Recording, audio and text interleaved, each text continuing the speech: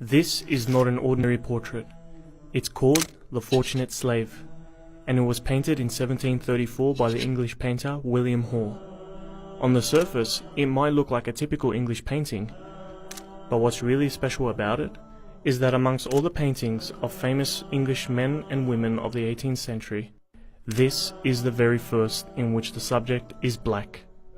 And once you know the story of its subject, Ayuba Suleiman Diallo, you'll see what makes this painting extraordinary. Born and raised in eastern Senegal to a prominent Muslim family, Diallo was known for his great intelligence and memory from a young age. By the time he was 15, he had memorized the entire Quran and familiarized himself with the Maliki school of Islamic law. Unfortunately for Diallo, his life quickly changed, from one of study and scholarship to the horror of slavery. Senegal was a major victim of the transatlantic slave trade, and by the age of 30, he was captured, enslaved, and shipped to the United States. Despite the cruelty and abuse he faced, Diallo remained devoted to his Islamic rituals, going into nearby woods to pray 5 times a day. After a child humiliated him and threw dirt in his face during prayer, Diallo decided to flee the plantation only to be recaptured and imprisoned. Diallo decided to write a letter from prison to his father in Africa. This letter was intercepted by James Edward Oglethorpe, the director of the Royal African Company and the founder of the American colony of Georgia. Upon reading it, Oglethorpe wrote that he was touched by Diallo's words and arranged that Diallo was to be freed and sent over to England. When Diallo arrived in 1733, he was greeted as a free man amongst the people of England. He made friends in the circles of the elite and would often debate with Christian priests and bishops.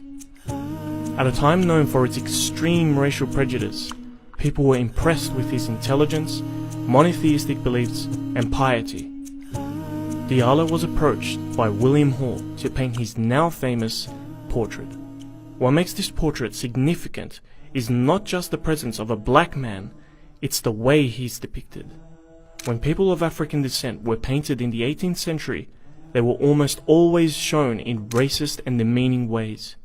Facial features were exaggerated unnaturally, and they were never the subject of the painting, usually being reduced to the background as scary and inhuman figures. This portrait was the first to depict an African Muslim ex-slave as not only human, but noble. His posture and frontal direction were chosen to make him more likable, and his expression is pleasant, rather than evil or disturbed.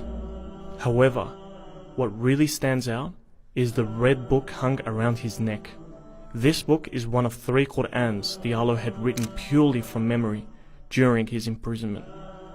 In many ways, this portrait sums up his incredible story. A profoundly religious West African man, enslaved and abused, who won respect and freedom from a society that believed he was inferior, and who throughout his years in slavery never lost pride in his identity as a black Muslim.